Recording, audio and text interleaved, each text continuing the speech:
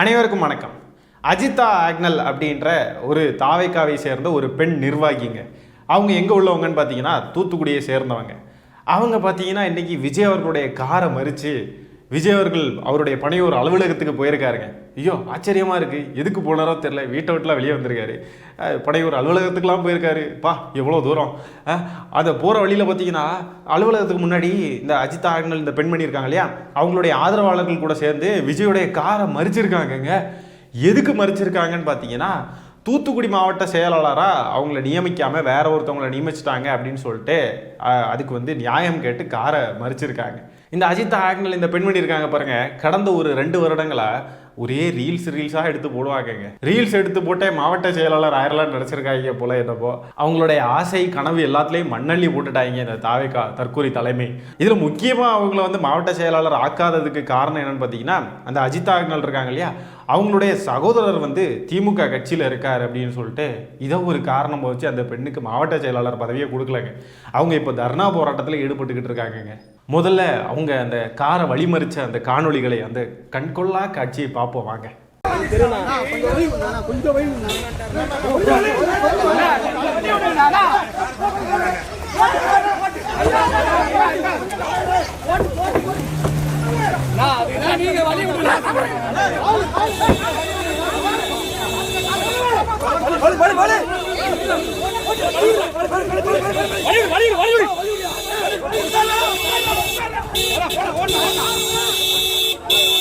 என்னங்க இது, ஒரு பெண் நிற்கிறாங்கன்றது கூட இல்லாமல் அப்படி விட்டா ஏற்றிக்கிட்டு போயிடுவானுங்க போல.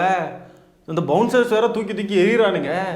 ஐயோ என்னையா இது, மாநாட்டில் பார்த்தா கட்சி தொண்டர்கள் மேலே ஏறினானுங்கன்னா அவனுங்களை தூக்கி பந்து மாதிரி வீசினானுங்க. இப்போ பார்த்தா இந்த பெண்மணி எனக்கு நியாயம் வேணும்னு போய் நிற்கிறாங்க. அந்த இடத்துல அவங்க ஆதரவாளர்கள் அந்த பெண்ணெல்லாம் பிடிச்சி தள்ளி தூக்கி எறிகிறானுங்க. என்ன மாதிரியான ஒரு அராஜகம். இவரெல்லாம் முதலமைச்சர் ஆகணும்னு கனவு கண்டுக்கிட்டு இருக்காரு. முதலமைச்சர்லாம் இப்போ ஆயிட்டாருன்னா எவ்வளோ அராஜகம் இருக்கும். என்ன இவங்க பெண்களை மதிக்கக்கூடிய லட்சணத்தை பாருங்க மக்களே. அன்னைக்கு என்னடானா நாமக்கல்ல இருக்கக்கூடிய அந்த மாவட்ட செயலாளர் என்ன பண்ணியிருக்காருன்னா, ஒரு பெண்ணுக்கு நான் பதவி வாங்கி தருகிறேன்னு சொல்லி அந்த பெண்ணை பாலியல் தொல்லை கொடுத்துருக்காரு அந்த பெண்ணுக்கு. இப்போ பாருங்க, இந்த பெண்மணி 2 வருஷமா உழைச்சிருக்காங்க. பாவம், அவங்க ரொம்ப கஷ்டப்பட்டுருக்காங்க. அவங்களுடைய சகோதரர் திமுகவில் இருக்காருன்ற ஒரே காரணத்துக்காக அவங்களுக்கு பதவி கொடுக்கலைங்க. மறுபடியும் சொல்லுவோம், அது முதல்ல ஒரு கட்சியா, அதுக்கு கிடைக்கிறதெல்லாம் ஒரு பதவியா, அது ஒரு பொறுப்பா, பருப்பு மண்ணாங்கட்டி, அதுக்கெல்லாம் இப்படி போய் கிடந்து அதை பெண்பணி வேற அழுறாங்கங்க. பார்க்க ரொம்ப பரிதாபமாக இருக்கு. ஏன் அழுறீங்க? ஏன் நிறைய ரீல்ஸ்லாம் போட்டிருக்காங்க 2 வருஷமா ஒரே ரீல்ஸுங்க. அதுலேயும் பட்டங்களை வாங்கி தரும் பதவியும் வேண்டாம்னு போன வாரம் தாங்க ரீல்ஸ் போட்டாங்க. அந்த அக்கா பதவி வேண்டான்னு ரீல்ஸ்லாம் போட்டுட்டு பதவி தான் வேணும்னு போய் நிற்கிறாங்க. சரி, அது அவங்களுடைய தனிப்பட்ட இது, அது ஓகே ஃபைன். ஆனால் பாருங்களேன், இந்த தாவேகா பெண்களை எப்படி நடத்துது. கொள்கை தலைவர் தந்தை பெரியார் இல்லையா, பெண்களை இடித்து தள்ளிட்டு போகணும். அவர்லாம் கரூர்லேயே 41 பேர் இறக்குறப்போ அந்த இடத்துல அந்த பஸ்ஸை வச்சு அத்தனை கூட்டத்தை பிரித்து மேய்ச்சிட்டு பாஞ்சு வந்தவர் ஃப்ளைட்டில் ஏறி. இதெல்லாம் ஏமாத்திரம் அவருக்கு. அடி விட்டை ஏத்து மேன், போக சொல்லு, ஓரம் போக சொல்லு, நம்ம வழியை குறுக்க மறிக்கிறது அவளுக்கு எவ்வளோ தைரியம் இருக்கும். அப்படிதான் அவர் பார்ப்பார். விஜய் அவர்கள் ஈரோட்டில் பேசினாரு, பெண்களுக்கு பாதுகாப்பு இருக்கு இல்லை அப்படின்னு அணில் குஞ்சுகள்லாம் கத்தினாங்க. இப்போ இது என்னது? சரி, நிற்கிறாங்க, ஏதோ ஒரு கோரிக்கை. சரி, கட்சி அலுவலகம் தானே, நடு ரோடு இல்லை, கட்சி அலுவலகத்துக்கு வாசலில் தானே, சரி நிறுத்துவோம், இங்கே தானே போக போகிறோம், இங்கே என்ன டிராஃபிக் ஆக போகுது, நம்ம பசங்க தானே நிற்கிறானுங்க, சரி நின்று என்னென்னு பார்ப்போம் பேசுவோம் அப்படின்னு சொல்லிட்டு அட்லீஸ்ட் அந்த இடத்துல நின்று பேசலாம். இல்லை சரி வாங்க நம்ம உள்ளே போய் பேசிக்கலாம் அப்படின்ட்டு உள்ளேயாவது கூப்பிடலாம். இதுவும் கிடையாது. அப்படியே இடித்து தள்ளிட்டு போகிறாங்க. கட்சி அலுவலகத்துக்குள்ளே கூட ஏத்தலை போல இருக்கு அவங்கள. அவங்க வெளியிலேயே உட்காந்து தர்ணா போராட்டத்தில் ஈடுபட்டுக்கிட்டு இருக்காங்க. விஜய் அவர்கள் ரொம்ப இன்செக்யூராக இருக்காருங்க. பயந்து போய் கிடக்கிறாரு. இப்போ பாருங்களேன், அந்த பெண்ணுடைய சகோதரர் திமுகவில் இருக்காராம்.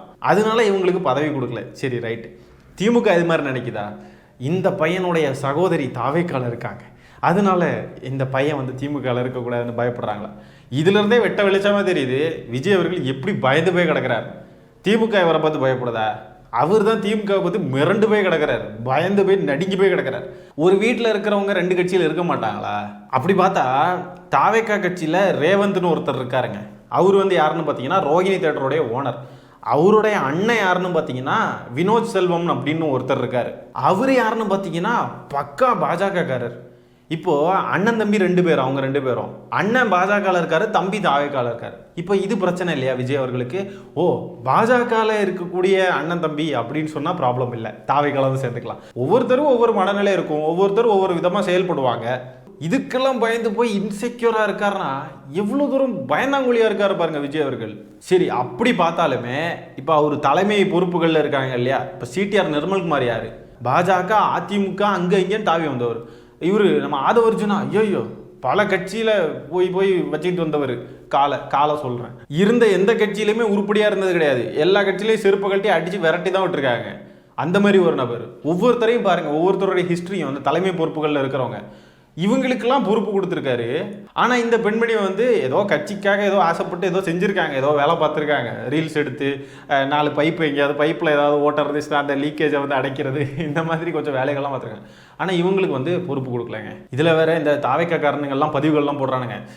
இப்படியெல்லாம் வந்து இருக்கக்கூடாது, பார்த்துக்கோங்க. கட்சிக்காக தானே நீ உழைக்கணும், நீ என்ன பதவிக்கு ஆசைப்பட்டு தான் உழைக்கிறியா அப்படின்னு சொல்லிட்டுலாம் அந்த பெண்மணியை வந்து திட்டுறானுங்க, அபியூஸ் பண்ண ஆரம்பிச்சிட்டானுங்க. என்னது இது, தலைவருடைய காரை நீ வழிமறிக்கிற, உனக்கு என்ன தைரியம் இருக்கணும் அப்படின்னு போடுறானுங்க. என்ன பண்ணுறது, அவனுக்கு தலைவரையே வந்து மீன் பண்ணி பேசுகிறானுங்கன்னு அவனுக்கு தெரிய மாட்டேங்குது. விஜய் சிஎம் ஆகணும் அப்படின்றது என்னது, அதுவும் ஒரு பதவி தானே.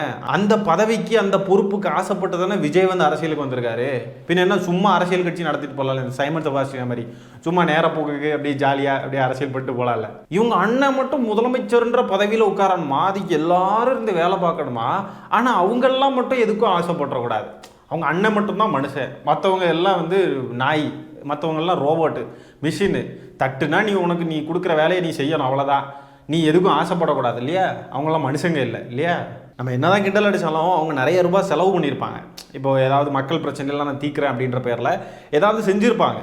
அதெல்லாம் வந்து என்னென்னா நமக்கு ஏதாவது ஒரு பொறுப்பு கொடுப்பாங்க அப்படின்ற ஒரு அந்த ஆசையில் தான். அந்த பொறுப்பு கிடச்சதுன்னா இன்னும் கூட அதிகமாக செயல்பட வாய்ப்பு இருக்குன்றது தான் எல்லா கட்சிக்காரங்களும் பார்ப்பாங்க. அவங்க வந்து நம்ம கட்சிக்காக டெடிக்கேட்டாக நிற்கிறாங்க, சரி அப்போ அவங்களுக்கு பொறுப்பு கொடுப்போம்.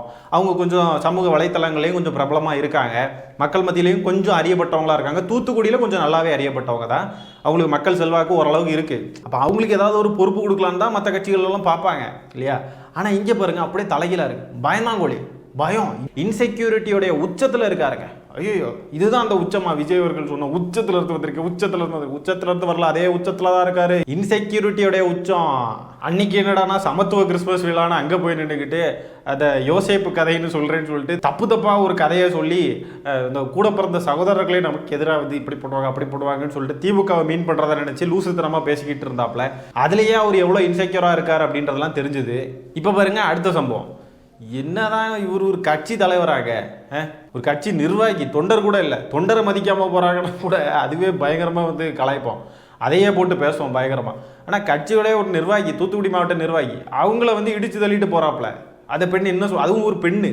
பெண்களுக்கு இதுதான் விஜய் அவர்கள் கொடுக்கக்கூடிய பாதுகாப்பு லட்சணம். மைதா பாவம், அவங்க ஏற்கனவே அவங்க மனசளவில் மாவட்ட செயலாளராக நினச்சிக்கிட்டு தான் வாழ்ந்துக்கிட்டு இருந்தாங்க.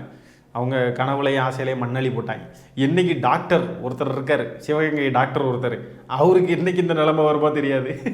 வாழ்த்துக்கள், சீக்கிரமாக வரணும். அஜிதா ஆக்னல் அவர்களுக்கு அவருடைய உழைப்புக்கேற்ற ஊதியத்தை விஜய் அவர்கள் வழங்கியிருக்கார். வாழ்த்துக்கள் சகோதரி, இனிமேலாவது திருந்துங்க, மனம் திரும்புங்கள். ஒருவேளை அஜிதா அப்படின்னு பேர் இருக்கிறதுனால அவங்க ஒரு அஜித் ரசிகரோ அப்படின்னு சொல்லி பயந்துருப்பாரோ இருக்கலாம்.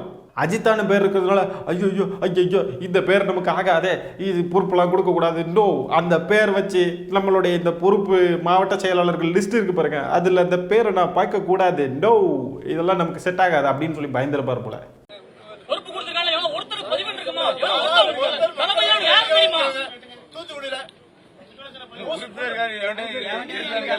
நீ பொறுப்பு கொடுத்துருக்காங்கல்ல இன்னைக்கு, இந்த உறுப்பினர் கார்டு எவன்டே இருக்குதான்னு இந்த உறுப்பினர் கார்டு மக்கள் இயக்க கார்டு இந்த போட்டோ எல்லார்ட்டயும் இருக்கு. இந்த மாதிரி ஒரு போட்டோ காட்ட சொல்லுங்க பாப்போம். விஜய் மக்கள் இயக்கமாக நடந்துட்டு இருந்துச்சு இல்லையா அந்த இது, அது அப்போதுல இருந்தே இவங்கெல்லாம் இருக்காங்க போல இருக்குங்க. ரொம்ப கஷ்டப்பட்டு உழைச்சிருக்காங்க ரொம்ப வருஷமா, பாவங்க. இப்படி வந்து நடுரோட்டில் உட்கார வச்சிட்டார் விஜய்.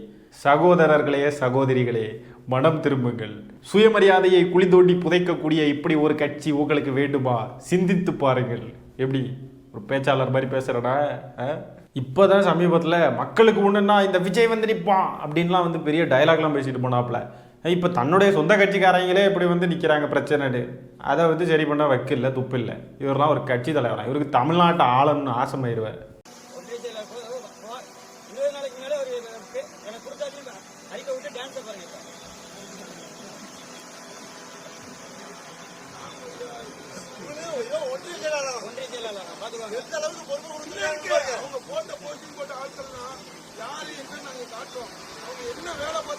ஸோ இப்போ இந்த ரீல்ஸில் லுங்கியை கட்டிக்கிட்டு ஆடிக்கிட்டு இருக்காரு லுங்கி டான்ஸு, இந்த ஆளுக்கு ஒன்றிய செயலாளர் பொறுப்பு கொடுத்துருக்காங்களா இந்த கட்சியில்?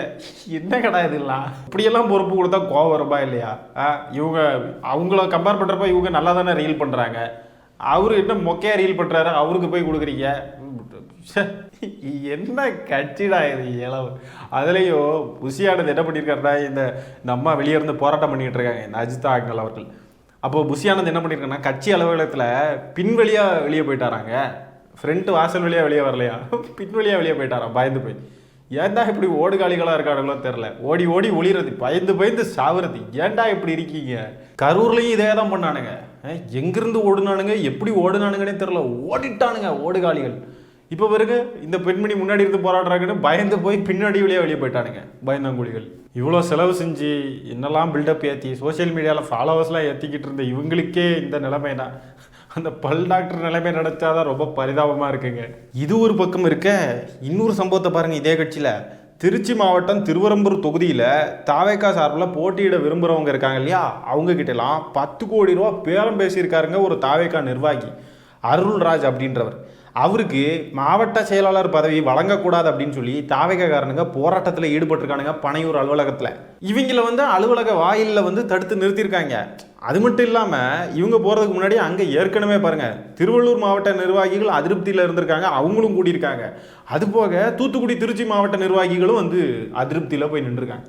என்னடா இது அதிருப்தி வெற்றி கழகமாக இருக்குது. இதில் பாருங்களேன், இந்த தாவேக்காரனுங்க போடுற பதிவுகளை, மீனுக்கு தேவை தண்ணீர் தான், ஆறு இல்லை, புரிந்து கொண்டால் நலம் அப்படின்றானுங்க.